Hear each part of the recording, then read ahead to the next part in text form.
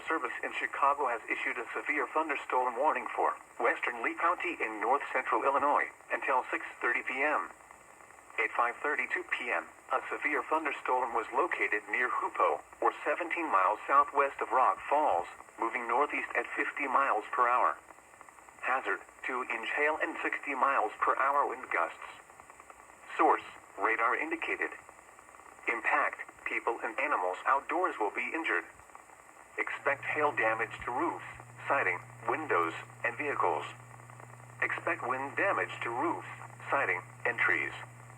Locations impacted include Nelson, Eldena, Amboy, Franklin Grove, Harmon, Lee Center, Nakusa, Dixon, Woodland Shores, Ashton, and Woodhaven Lakes. For your protection, move to an interior room on the lowest floor of a building.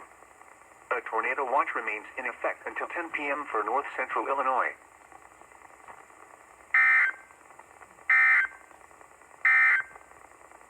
A severe